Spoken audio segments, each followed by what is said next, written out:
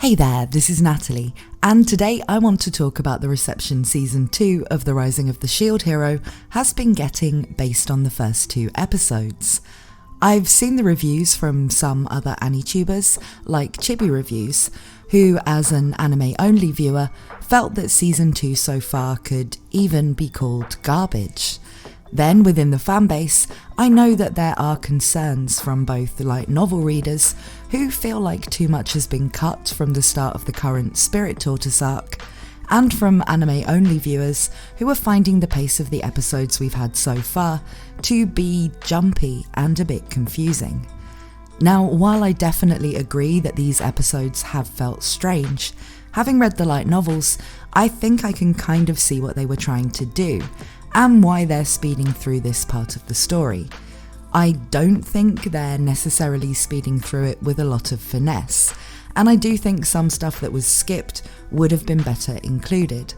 I also don't think that the first couple of episodes really did that much to build up any mystery and tension for the arc to come,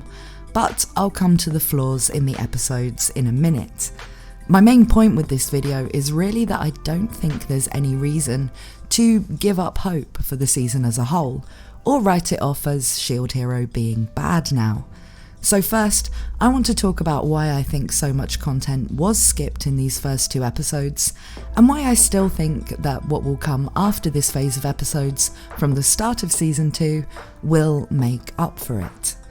So one thing I will say about The Rising of the Shield Hero, and this is coming from someone who does actually really like the series, is, well, the first volumes of the light novel are not very well written. The author, whose gender is unknown and who uses the pen name Aniko Usagi, is definitely one who improved with experience, and the later volumes are much better from a writing perspective. But the first maybe 10 or so volumes show this kind of lack of confidence in the writing that leads to certain things feeling drawn out. Like they felt the need to have specific scenes dedicated to putting across every individual detail they wanted the audience to know, rather than letting single scenes serve multiple purposes, or trusting that they could make the audience aware of something without having to literally point it out and explain it. Yes, they did write the Shield Hero web novel first, and I've only read parts of that, so I can't really comment on the writing in it. But there's a big difference for an author in writing freely on a web novel site and trying to meet the expectations of a publisher and doing it for a living. So I think it just took a few volumes for them to hit their stride. Reading these initial volumes can feel a lot like reading the work of a promising beginner, and that may well have been the case. But despite this, you can tell the author was already pretty skilled in the other things aside from writing that go into creating a good series. The ideas in the story already felt like they were working towards something well thought out and interesting, despite the fact they were going to be diverging completely from the web novel. And the characters had more to them than just the basic isekai stock character ideas. Another area that is less relevant to the point of this video, but where I think they were already better than a lot of writers in the isekai genre, was in implementing game mechanics into the story in an interesting way. So keeping track of them isn't boring, and also so the logic around them continues to make sense, even when the amount of systems involved make things quite complex. Not all isekai series have these lit RPG type elements, but when they're done well, which I think they are in Shield Hero, it can actually be quite addictive to see new abilities unlocking and things powering up, and seeing how characters plan around game mechanics. It can be a compelling part of a setting, if you like that sort of thing, but it definitely requires some specific skills and thinking to pull off. Still, I'm not here to review the light novels, so to get back on topic, and to put it another way, Shield Hero had a lot of merits that made it a good prospect for an anime adaptation, but the execution in the early volumes meant that there were probably a lot of parts where it seemed like things could be improved in the adaptation. The anime is currently adapting Volume 6, and so while a lot happened in the first season, we're still very much in that early part of the source material. The start of the Spirit Tortoise arc is certainly one area where a lot of streamlining could be done to get to the meat of the arc in terms of story and action. This is not just to make it more exciting in terms of now being an episodic anime, which is always going to work better with a slightly different pace than a novel, but also to improve on things that the author themselves would probably have done a bit more elegantly if they were to be writing that part of the story now, with a lot more novels and years of experience behind them. The story in this arc, and I'm not going to spoil it in this video, is one that does move things forward in important ways, and which does have some cool stuff in it. And I think with the anime, the intention was just to get to that stuff quickly. I also don't think they can really be faulted for wanting to attempt that with this particular part of the source material.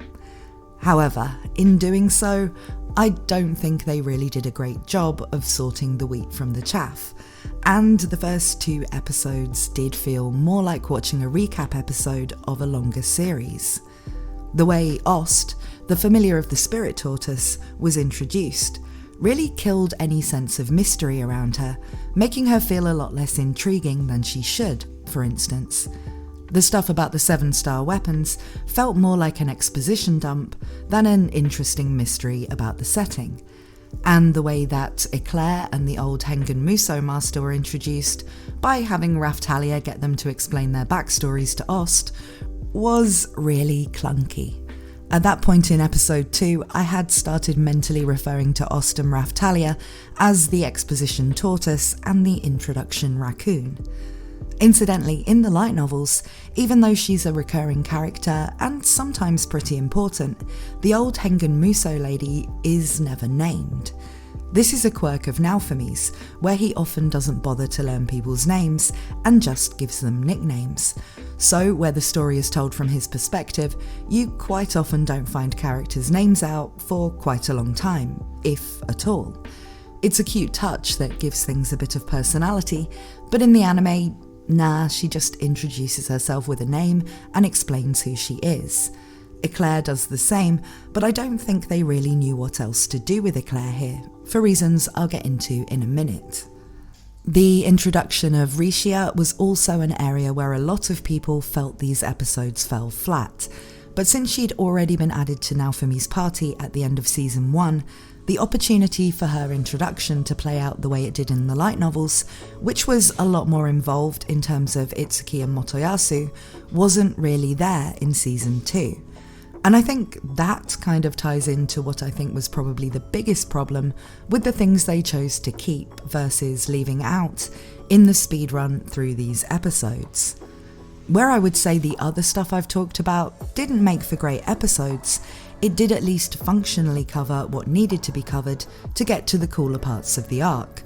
But the change that I think impacted the way the story feels, and may make some later stuff hit a bit differently, was the amount of stuff that was skipped involving the other 3 heroes. It may not have been the most exciting content compared with later stuff, as it was mostly training and talking, but given how little screen time they got in season 1, and how little I can see them being involved in the next 2 arcs, some characterization for the sword, spear and bow heroes here would have satisfied some of our curiosity about where they all currently stand on things after the events of season 1. And it would also have given a stronger basis for some later plotlines where they become much more important. In the anime, they were basically asked if they'd help out with the Spirit Tortoise fight. They looked a bit shady for a minute, and then they said no and vanished.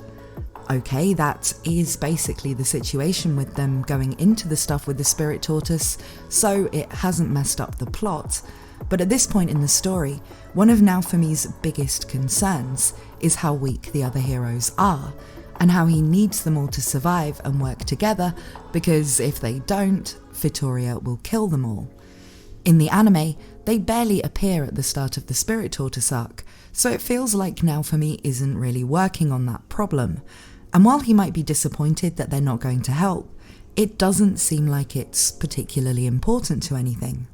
But Naofumi barely survived the encounters with Glass and the Otherworld heroes, and the other 3 heroes were deemed as not even worth fighting by Glass both times she appeared.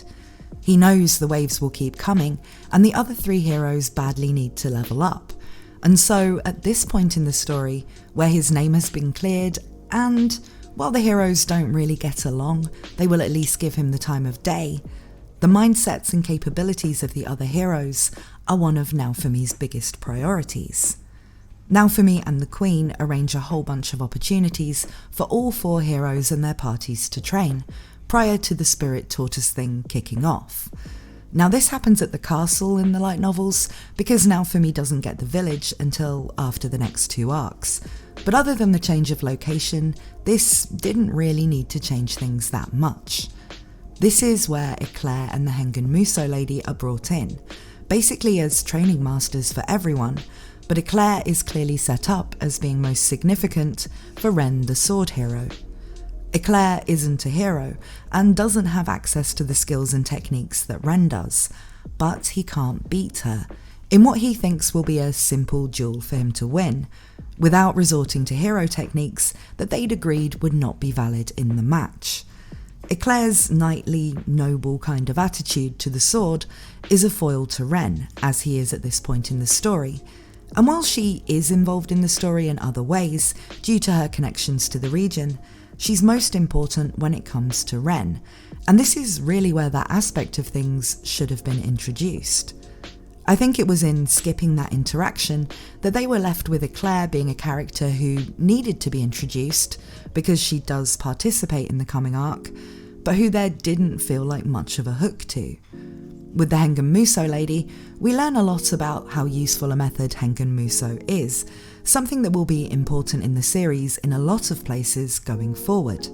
And we also learn that Rishia is exceptionally gifted at it, while the other people in Naofumi's party are taking it as something they have to train hard to be able to use. But the other heroes, while they do agree to train with the old lady at first, get bored and frustrated and end up ditching it, much to Naofumi's frustration, given how important it is to him now that they become stronger. Some other stuff was skipped too, like the fact Keel, the dog-type demi-human they rescued in Season 1, also joins Naofumi's party and trains with them, and that like Rishia, Keel becomes Naofumi's slave, and this is done willingly, because during the events of Season 1 when he was raising Raftalia, Naofumi unlocked some bonuses that help people who have slave contracts with him to get stronger. I think it wasn't clear enough for a lot of people that there is a mechanics reason why Rishia got the slave crest, as it is something I've seen a lot of people asking questions about.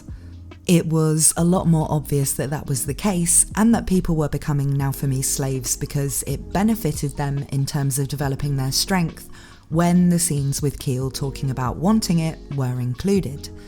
But Keel doesn't level up enough to do much as a party member in the Spirit Tortoise arc, so I can see why, to save time, Keel could be brought into the party properly in a later arc of the anime, where it will have more of a payoff.